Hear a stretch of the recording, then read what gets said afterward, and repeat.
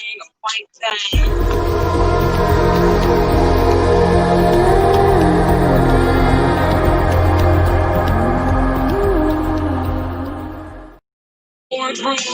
sorority syndrome.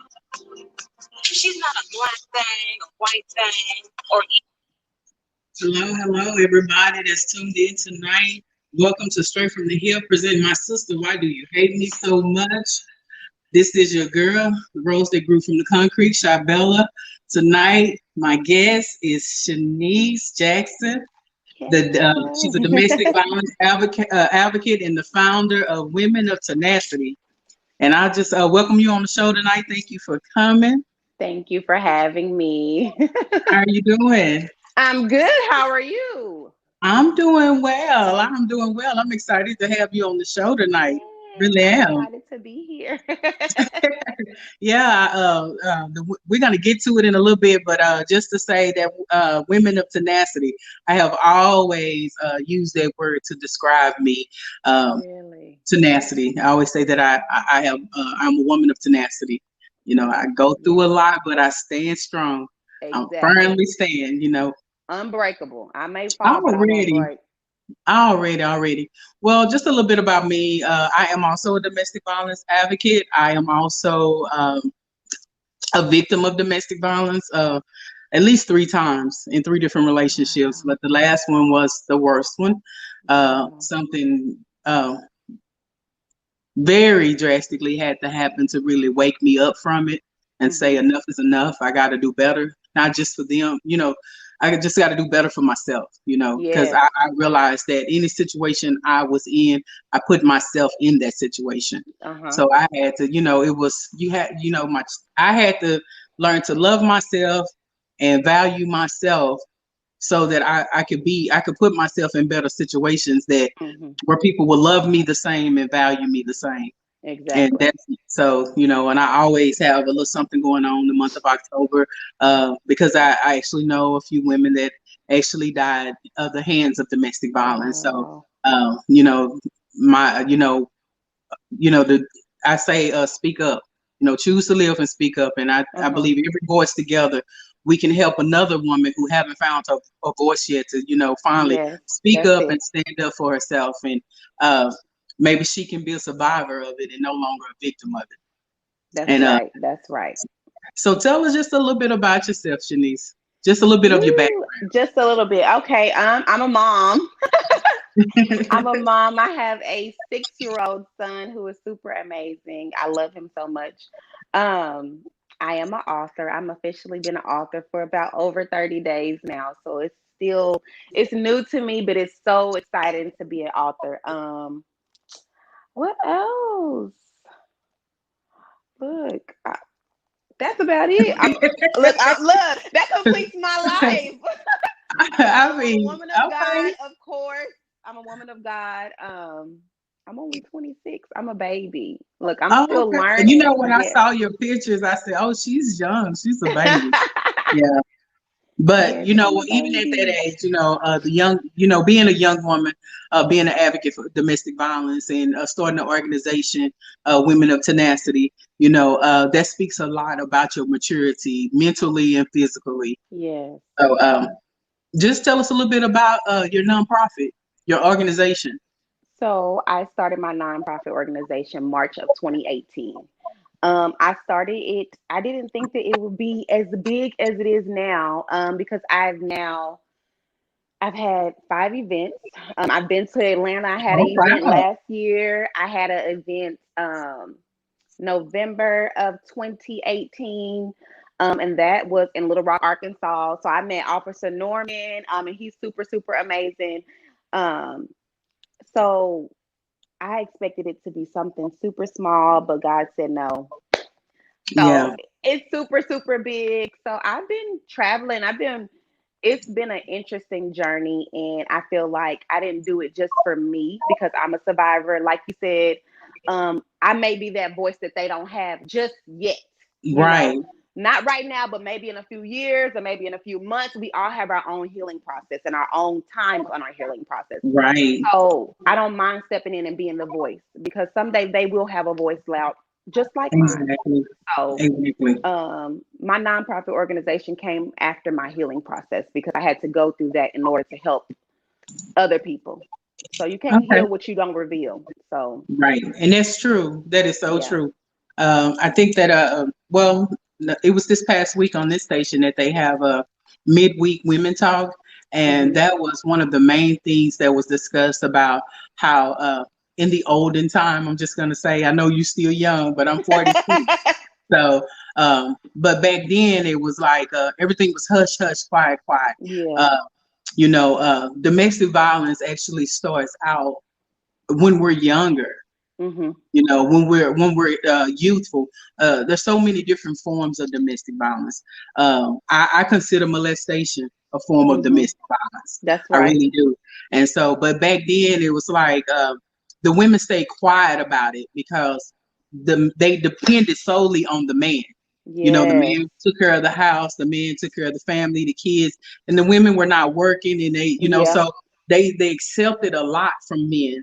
They took a lot, and that old saying, "Whatever happened in my house stays in my Stays house. in my Whatever house. Yeah, I happens in know our about that. family stays in our family." So Yeah. yeah, so a lot of women get stuck in that mentality and never really, So you grow up learning to be quiet, to hush, Hmm. not having a voice, and Yes. speak on things.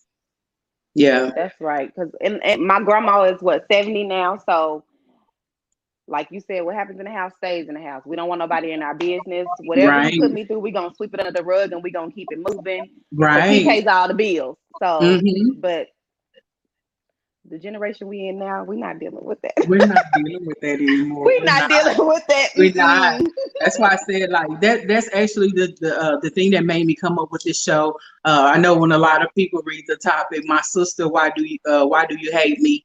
Uh, I didn't want this to be a negative, a negative connotation about the Hmm. show, but just merely Black women coming together and just Right. talking about things and getting to know things about each other.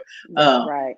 because sometimes we get in situations where our glow up is so great that Hmm. women that we was once friends, was once Uh-huh. associates and stuff, they don't understand it, and they get jealous of it, or they think that we're thinking that we get to a point We're where we think better that than, we're yeah. better than you. But it's not that. You grow up, and when you grow up, you become busy with the things in your life. Hmm. And a lot of people don't even understand that. And then and another thing, I think, I'm Church of God in Christ background. So one Me thing that too.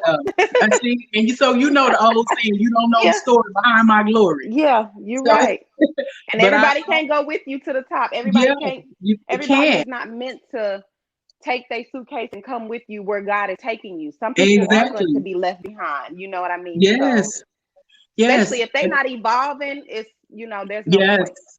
Exactly. And that's the thing. You have to get to a place in life where you realize that you are evolving, you are Hmm. growing, and you can't allow, it's scared to leave people behind, um, will leave you stagnated.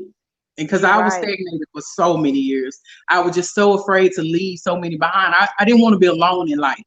But I had Hmm. already been told at a younger age when I first got in church that uh, the calling that I had on my life, the ministry that God had in me was going to cause Hmm. me to walk alone.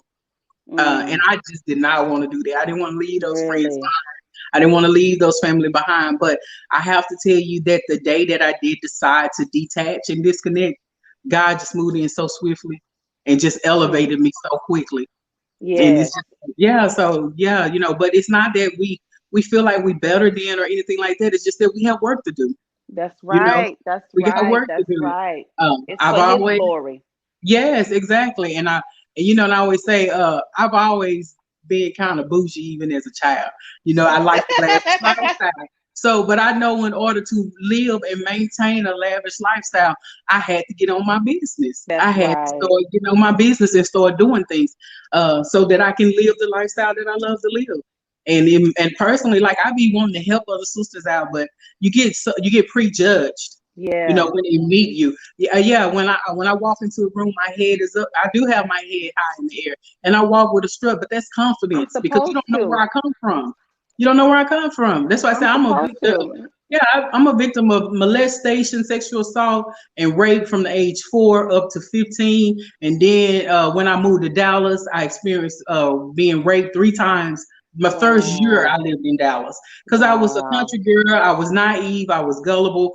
I wanted to trust, and I Mhm. had to learn the hard way that you didn't trust. But being a child that came from that environment, Mhm. um, you just kind of feel like that's what men want you for. You know what I'm saying? Yeah. You want to feel, and that, I don't know, I can't really get into all that right now, but just to say that that was, to me, that was that spirit being put into me then that led Yeah. me into so many domestic violence relationships. Just accepting it because I wanted to feel love. I didn't want to be, Yeah. uh, and then you draw, and then when you have a nurturing spirit, you draw those type of people to you, and you have to be You careful. do. You have to You really do. be And you got careful. to use your discernment. Okay, Yeah. exactly, exactly. So I have another question for you. What was your driving force to become this advocate and to start your nonprofit? My drive. Yes. Oh, my son. Mm-hmm. My son and the background that my mom experienced. My mom experienced domestic violence, but when I was super, super, super young. But I still remember. But my son is why I'm here. If it wasn't for my son, I wouldn't be here, honestly. If it wasn't for certain things taking place, I wouldn't be where I am today without my son Right. and without God. But that was my like, okay, I know what I'm gonna do. Yeah. I wanted to help other people say that they're survivors and not victims because once we come out on the other side, we're no longer victims of domestic No, violence. we're not. We are survivors. We are warriors. Yes. So you are a survivor of domestic violence. Yes. No longer a victim. No longer a victim. A No longer survivor. a victim. You're not on your Mm-mm. chains anymore. Those are broken.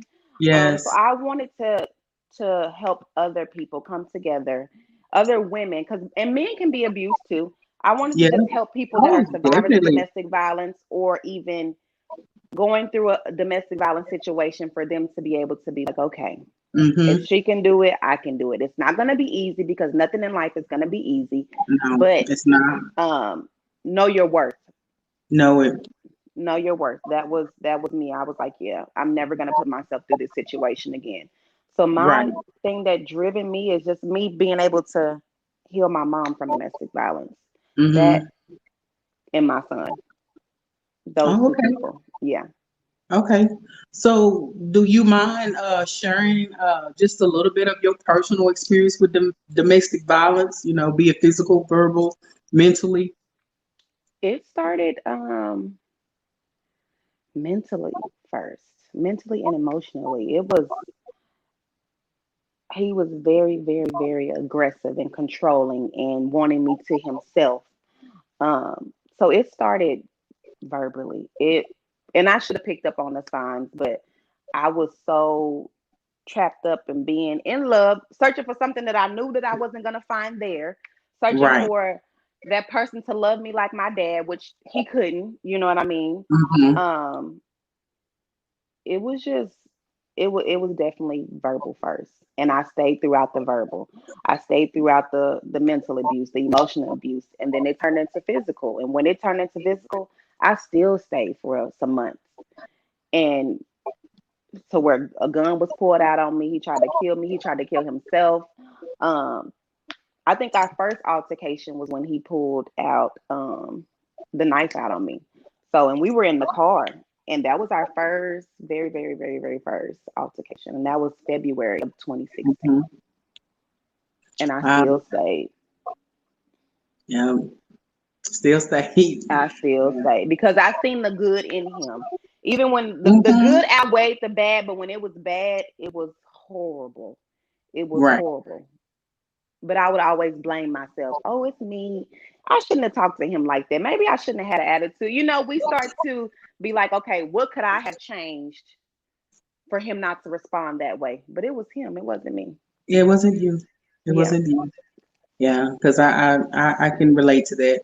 I stayed in it, and it was those moments because he could be so mean, and Mhm. he could say some of the most hurtful things to me. And when I got in this relationship, I used to always say, "Oh, I'm strong. I'm full of confidence. My self esteem is higher than I can stand, and all this stuff." Mhm. But in the beginning, the verbal abuse was like, it almost came as a game of what do they say? Like we were going back and forth with it, Mhm. So I'm like, oh, you can't, this and that. But after a while, it starts to tear at you because It this is does. supposed to be a man that loves you. And how Yes. can you say these type of things to me and If you call me love out me. my name like that? And it's just, I mean, it begins to break you down, and it did. And in that relationship, I remember um, where I was in bed for a whole week, wouldn't even get Mhm. up, and even he recognized it. So he was like, "Oh, nah, I need you to get up. I need you to get up. I see what this is. I see what this is." Because this strong woman that I was, Mhm. I had become weak in this relationship. And then it Mm. was like, and I was like, this man, he loves me. I know this man loves me.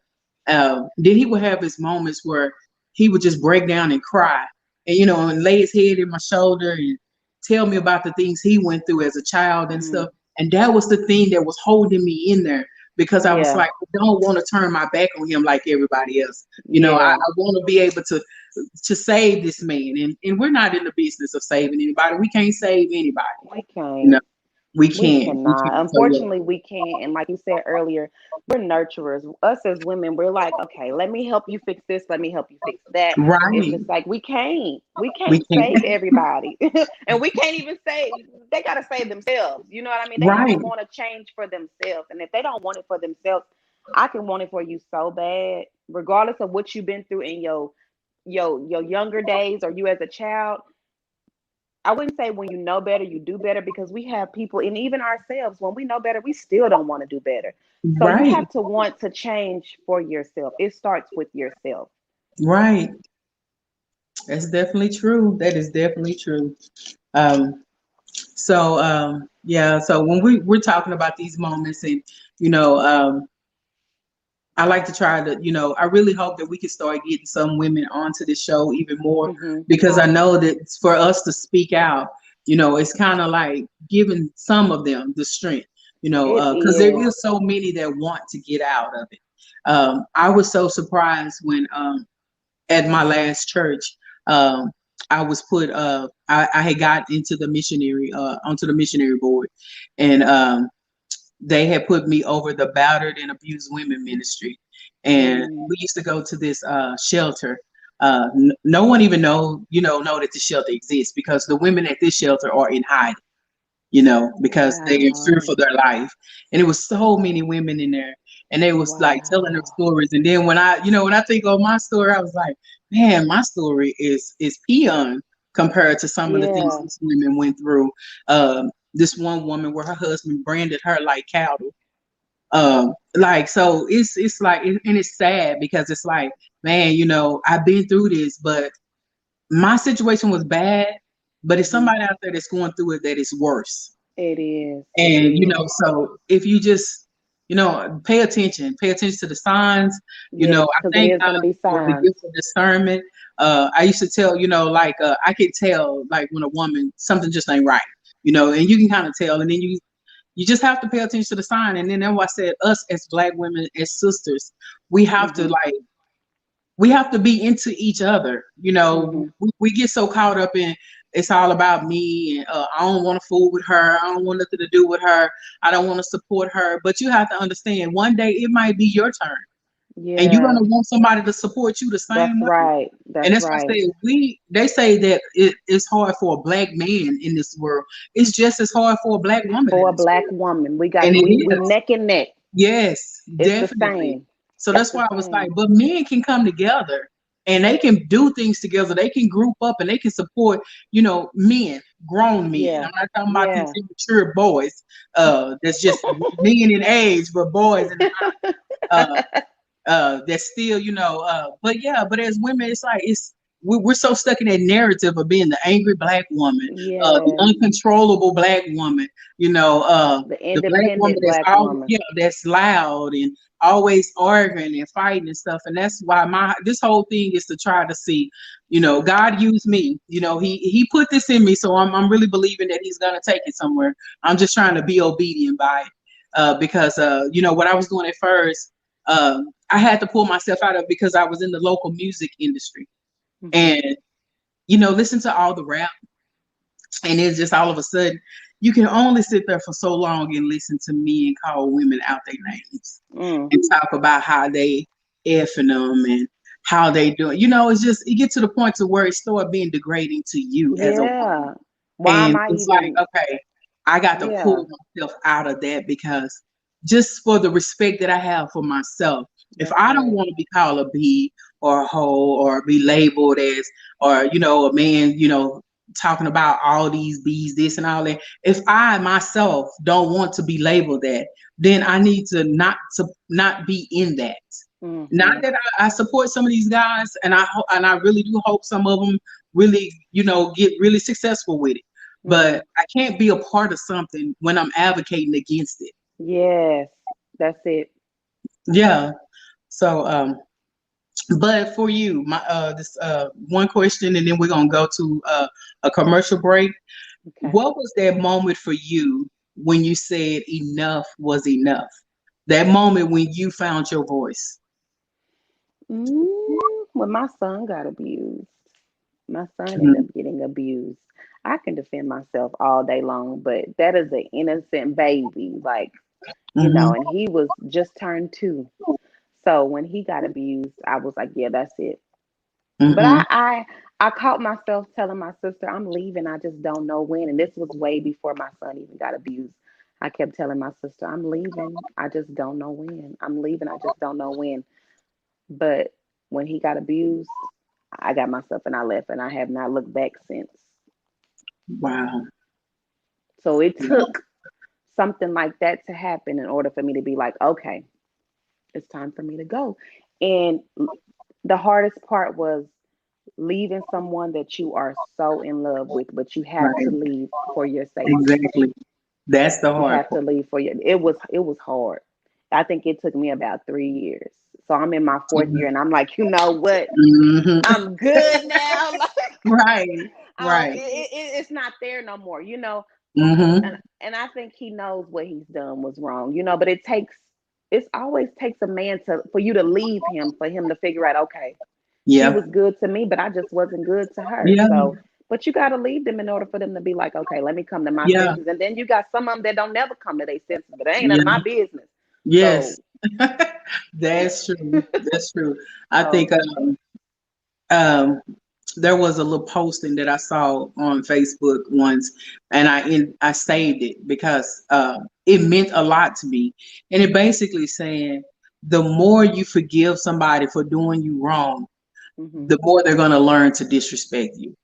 Because you have to Mm, teach people I how to seen treat that. you. You're Yeah, right. and yeah, so if you keep taking them back, they'll gain this mentality that I can keep doing what I'm doing, because Yeah, she gonna because I forgive know me, she he gonna gonna take me forgive back. me. Yeah, and he gonna forgive me, she gonna forgive me, and they gonna keep taking me back. So you teaching them how to disrespect you. Hmm. Yeah, and I so think I just seen that the day before yesterday too. really, I seen yeah, that. Yeah, yeah, I saved that just for myself. I didn't share it or repost it. I just yeah. saved that for myself, and because I was getting ready to um and it's just amazing because after my situation, Hmm. the moment for me when I said enough was enough, is one night I was already planning on leaving him. He already knew I was already packed up, and I Mm, was leaving. But this was, I think, yeah, it was the 4th of July, and he was begging me to go with him to be with the family, uh, hmm. and I didn't want to go. But he was like, just do it, for me. Just do this favor for me tonight, and all that. So I went to the family gathering, and the thing about it is that you have to be so careful because the enemy is so cunning. Mm, He's so cunning. He's so divisive that when we got to the family gather, we had such a great time that entire day, to mm. where I was saying, I'm not gonna leave this man. I'm gonna stay. You know. Wow. But by the end of the night, he ended that old enemy reared his head, and in front of his whole family, he just started cussing me out, started calling me all kind Wow. of bees, and his dad was like, "Son, don't do her like that. This is the mother of your kids." And I was just stepmom. Wow. I don't have any children of my own. And he was like, "Man, F that B, man, y'all the one put her on the pedestal." And he was like, Wow. she ain't nothing to me like that. And that's when I was like, don't. I said, you know what? Although it's embarrassing, I'm kind of glad that he's finally doing this in front of y'all so that Yeah, y'all he can see taking what off his I mask. have to deal with behind the scene all the time. Mhm. I said, because if it wasn't for these kids, I would have left a long time ago. And he was like, what? I said, if it wasn't for these kids, I would have left a long time ago. And he was like, well, let's just straighten this up tonight. These ain't your kids. These ain't gonna never be your kids. Go have your own MFing Mm. kids. And then that's when he hit his little cousin that was standing next to him. And he said, "Oh yeah, I forgot this B can't have no kids." That was it for me. Yeah. Something happened to me, so I got in the truck and got the kids in the truck, and he cussed me out and talked so bad to me all the way home, and I didn't say anything. And when we Wow. got in the house, I was standing uh, in the bedroom by the dresser, and we had a gun on the dresser, and he just kept talking and kept talking.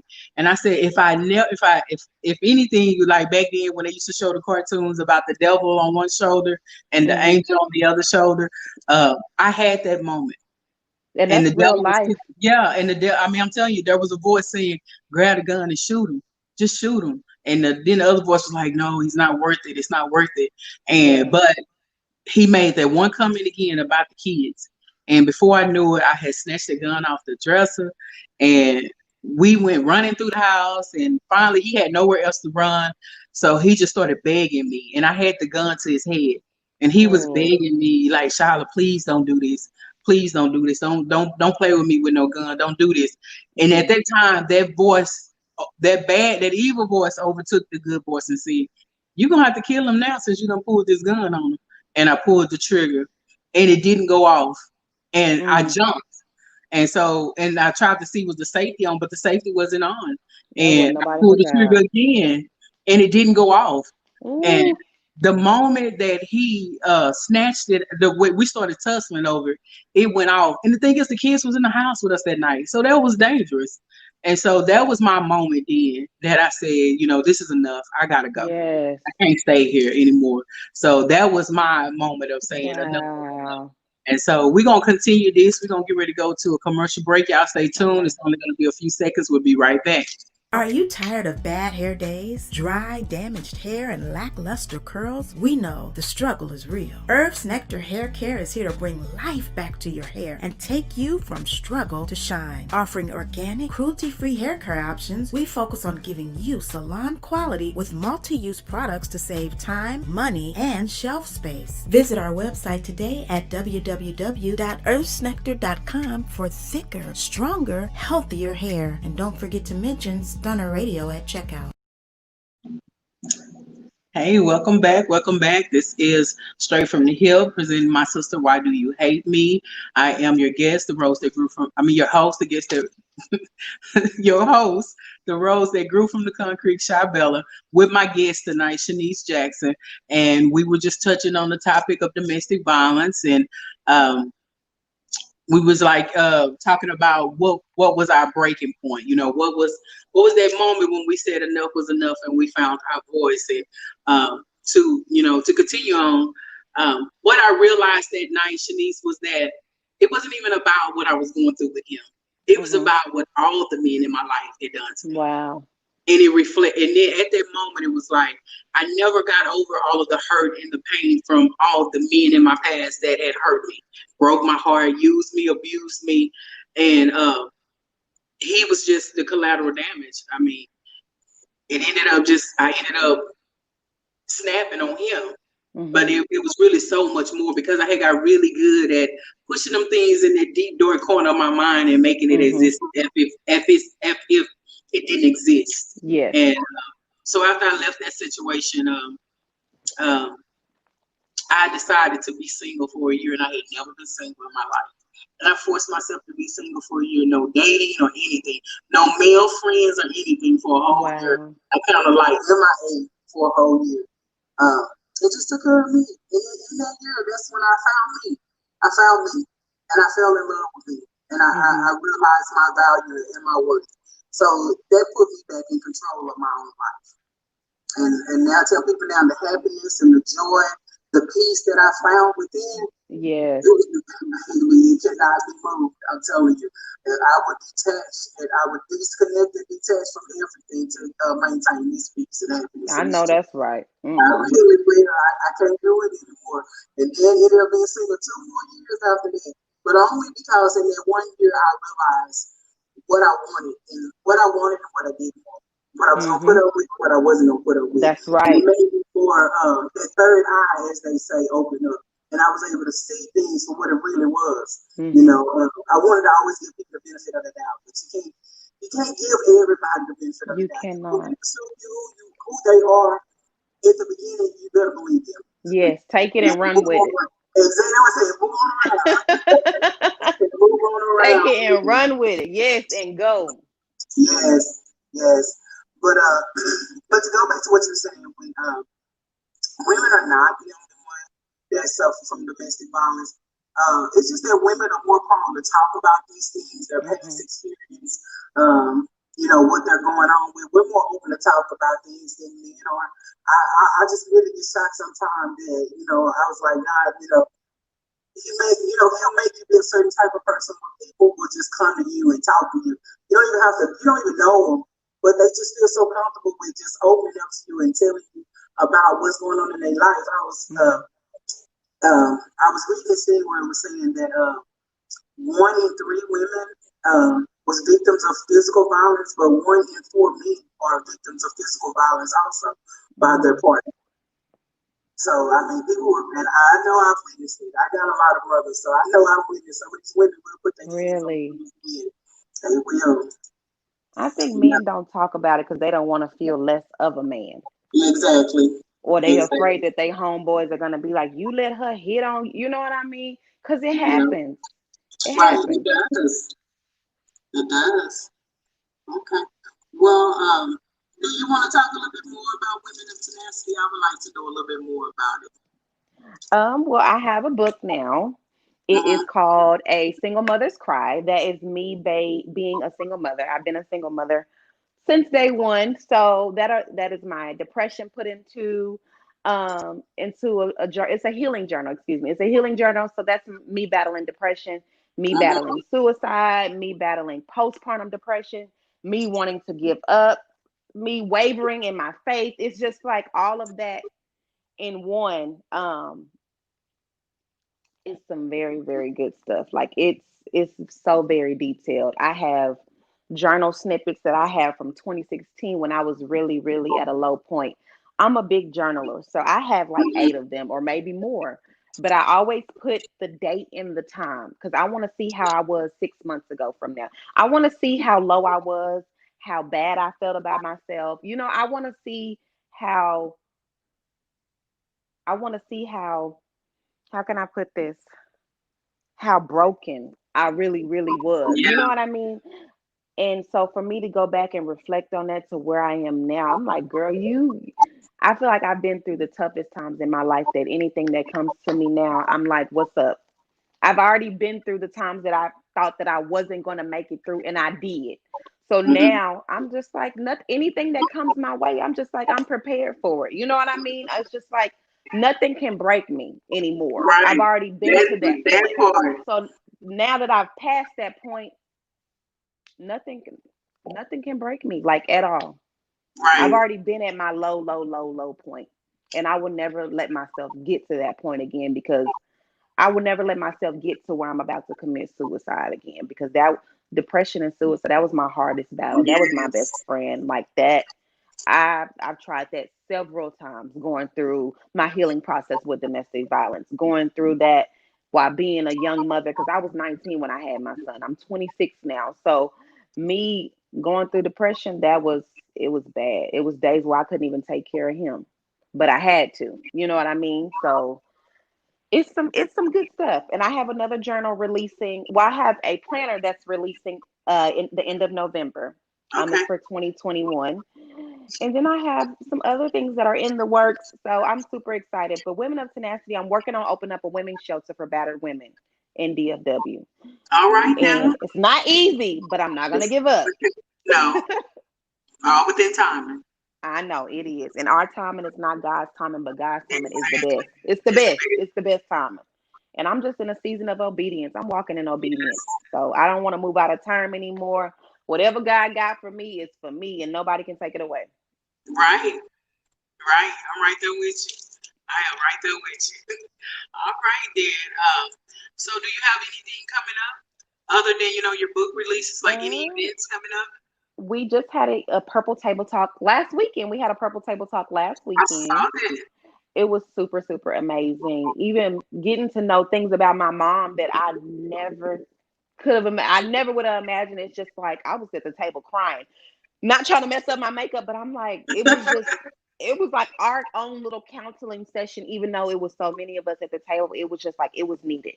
So I had just put a plan together and I was like, okay, I'm going to do a purple table talk, but I want it to be about domestic violence. Right. Um, and I told my mom, I said, I'm putting you on there. I didn't even ask her, do you want, I said, I'm putting you on there. Just send me a picture because I'm going to be obedient. You know what I mean? So I feel like it was just time for her to just come out of her shell and just talk just a little bit, give a little bit of your testimony. However, the spirit led her. I told her, I said, I don't want to move out of term. I said, however, the spirit leads us, if it's meant for you to tell your testimony, tell it. If it's not, then we're going to close our mouth.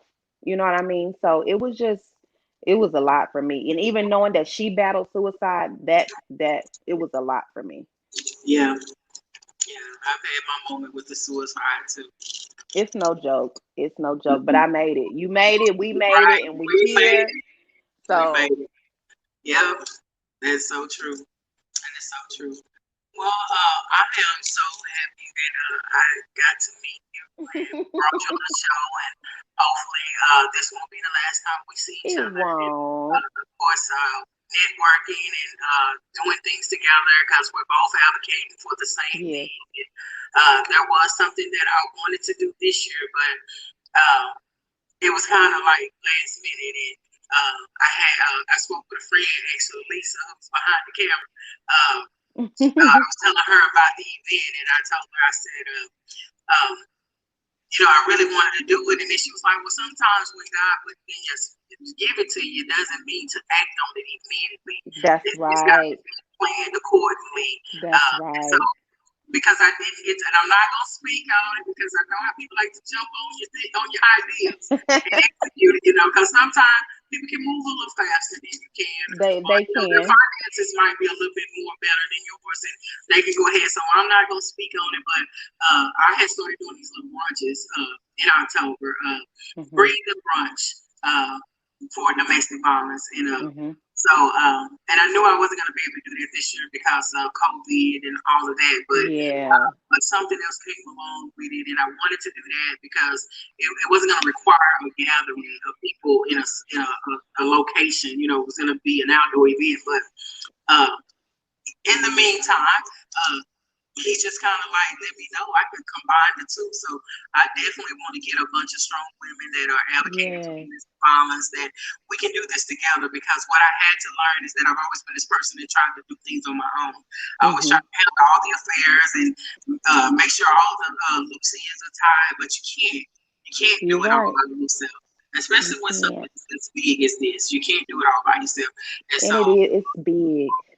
yeah, and so that's my thing with this show. My sister, why do you hate me? So because it's just like let's get over all those minor things that Hmm. cause you to dislike the next black woman for no reason at all. I've told people how I had women come up to me and say, I didn't like you when I first met you, but you didn't even know me. And then they'll Yeah. say, well, no, I heard this about you, and so said this about you. And now that I've got to know you, you're nothing like the way they said you were. Mm. And I'm like, okay, well, thank you. I've had a girl come tell me one time she didn't like me when she first met me because She thought I was conceited. I was too happy as a big girl. I said, what does that mean? I'm supposed to dislike myself because I'm a big girl? And she's like, Yeah, no, I just realized it was just confident. I said, oh, so all because we're big girls, we're not supposed to be happy. We're not supposed to be joyful and living our best life. Girl, please. she I'm got telling it's you. something in it's not you, it's her. Yeah. It's something wrong with her that she doesn't like in herself. Mm-hmm. And it was because when we got down to it, it really was, and that's what Yeah. it all came down to.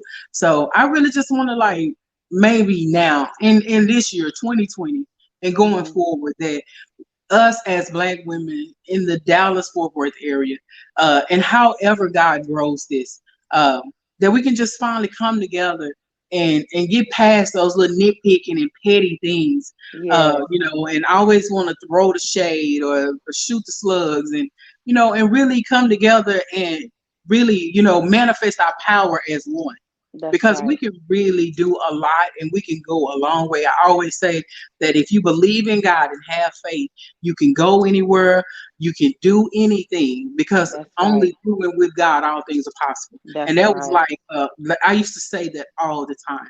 And that's what I'm standing. I'm back on those grounds and I'm standing on that again. So Yes. again, any last I'm words you want to glad. No, I appreciate you for having me. This was a good way to start my week, because I don't know if you heard, but it was a lady today. Well, yesterday she passed. She had 3 children.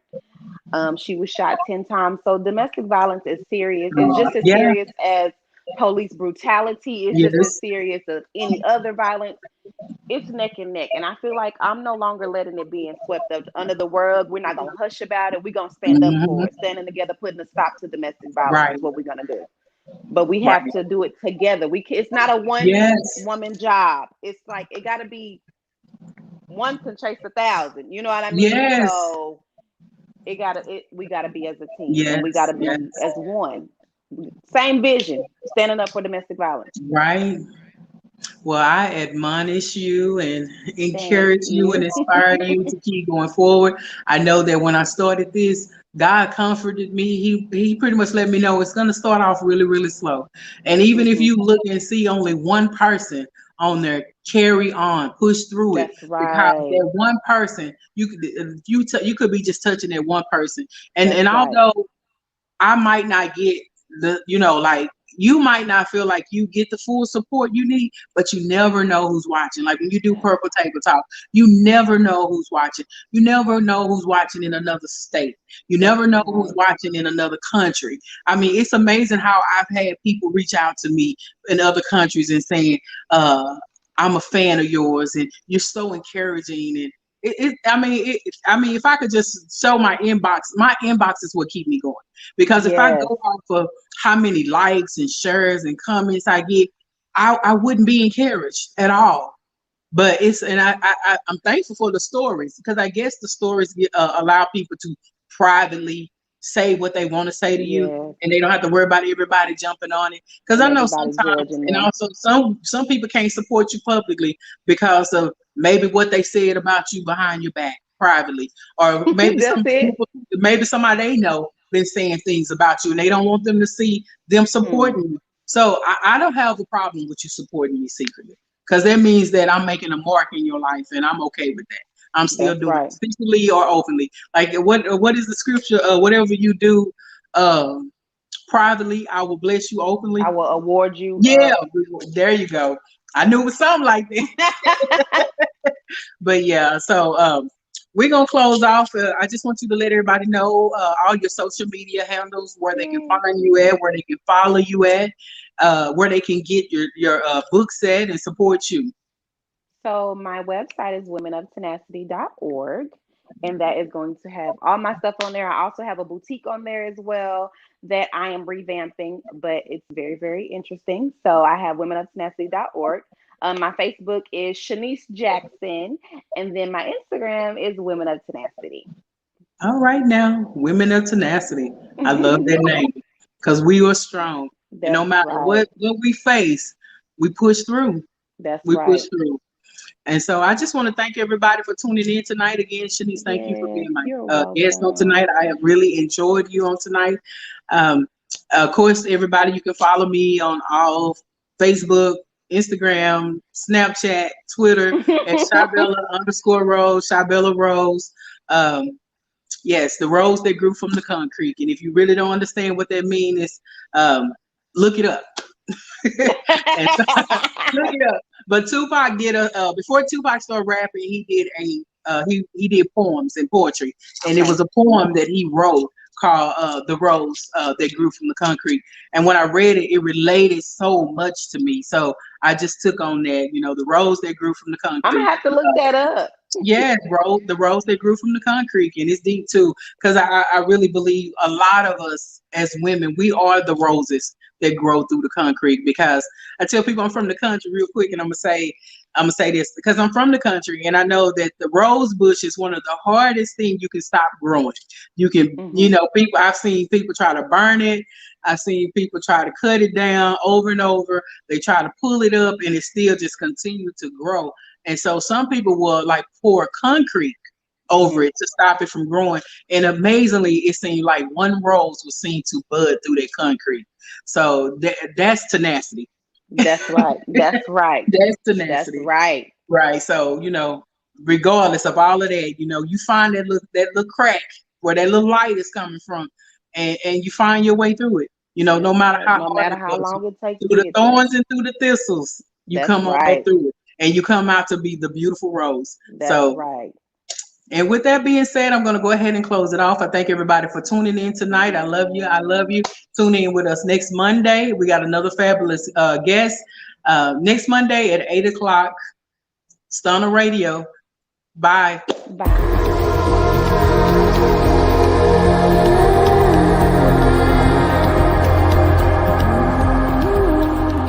Don't let social distancing have you out here looking dusty. Get your sexy back at Exclusive Cuts Barbershop with Steph B. the Barber, offering haircuts for men, women, and children, as well as spa treatments and hair and beard enhancement. There's no better way to boost your confidence, improve your appearance, and accentuate your best features. Put your best foot forward and make a lasting impression with a fresh haircut and regular beard maintenance. Get faded today with Steph B. the Barber. Follow us on Instagram at Steph B. the Barber to book your appointment. That's STEFBDA Barber. And tell them Stunner Radio sent you.